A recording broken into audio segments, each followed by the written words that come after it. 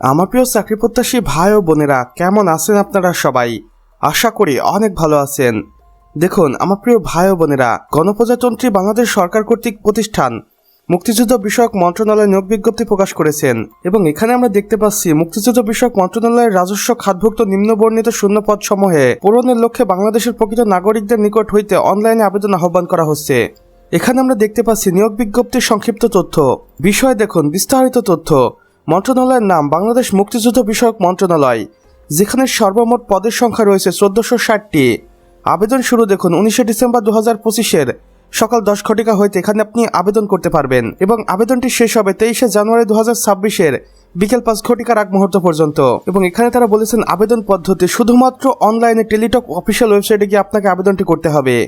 আসুন আমার প্রিয় চাকরি প্রত্যাশী ভাই ও বোনেরা, এবার পদের বিবরণগুলো দেখে নেই। দেখুন, প্রশাসনিক ও মাঠ পর্যায়ে কাজের জন্য বিভিন্ন ক্যাটাগরিতে এই বিশাল সংখ্যক জনবল নিয়োগ দেওয়া হবে, যেখানে ক্যাটাগরিগুলো রয়েছে অফিস সহকারী কাম কম্পিউটার মুদ্রাক্ষরিক, হিসাব সহকারী, ডাটা এন্ট্রি অপারেটর, অফিস সহায়ক, ফিল্ড অফিসার ও অন্যান্য টেকনিক্যাল পদ। আর যেখানে সর্বমোট 1460 জনকে নিয়োগ দেওয়া হবে।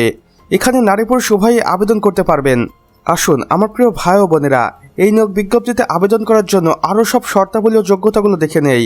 বয়সসীমা দেখুন 18 থেকে 30 বছর এবং বীর মুক্তিযোদ্ধার শহীদ বীর মুক্তিযোদ্ধাদের সন্তান ও শারীরিক প্রতিবন্ধীদের ক্ষেত্রে 32 বছর পর্যন্ত শিথিলযোগ্য।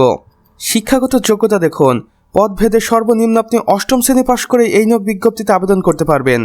সেই সাথে এসএসসি এইচএসসি ও স্নাতক ডিগ্রি অর্জন করেও আবেদন করতে পারবেন। এবং জাতীয়তা দেখুন, প্রার্থীকে অবশ্যই বাংলাদেশের নাগরিক হতে হবে। আবেদন প্রক্রিয়া দেখুন, আগ্রহী প্রার্থীরা অবশ্যই অনলাইনের মাধ্যমে আবেদন করতে পারবেন কর্তৃপক্ষের দেওয়া অফিসিয়াল ওয়েবসাইটে গিয়ে। এখানে দেখুন 2টি অফিসিয়াল ওয়েবসাইট রয়েছে, আপনি চাইলে যে কোনো একটির মাধ্যমে আবেদনটি সম্পূর্ণ করতে পারেন। এবং আবেদন করার পর পরবর্তী 72 ঘন্টার মধ্যে টেলিটক প্রিপেড সিমের মাধ্যমে পরীক্ষার ফি জমা দিতে হবে। প্রয়োজনীয় কাগজপত্র দেখুন, মৌখিক পরীক্ষার সময় লিখিত কাগজপত্রগুলো মূল কপি নিয়ে যেতে হবে, যেমন সকল শিক্ষাগত যোগ্যতা সনদপত্র, জাতীয় পরিচয়পত্র বা এনআইডি কার্ড, আর সেটা যদি না থাকে তাহলে জন্ম নিবন্ধন সনদ, নাগরিকত্ব সনদ, মুক্তিযোদ্ধা কোটার ক্ষেত্রে যথাযথ কর্তৃপক্ষের সনদ। সতর্কতায় কর্তৃপক্ষ কি বলেছে দেখুন, অসম্পূর্ণ বা ভুল তথ্য সম্বলিত আবেদন সরাসরি বাতিল বলে গণ্য হবে। শেষ সময়ে ভিড় এড়াতে যত দ্রুত সম্ভব আবেদন সম্পূর্ণ করার পরামর্শ দেওয়া হচ্ছে। তো আমার প্রিয় চাকরি প্রত্যাশী ভাই ও বোনেরা, আমাদের আজকের ভিডিও এতটুকুই। ভিডিওটি ভালো লেগে থাকলে অবশ্যই একটা লাইক করে দিবেন এবং কমেন্ট বক্সে লিখে জানাবেন আমাদের আজকের ভিডিওটি আপনাদের কেমন লেগেছে। চাইলে অন্যান্য বন্ধুবান্ধবদের সাথে শেয়ারও করতে পারেন।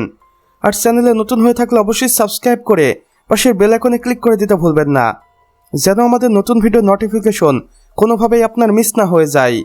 আমাদের সম্পূর্ণ ভিডিওটি দেখার জন্য আপনাকে অসংখ্য ধন্যবাদ।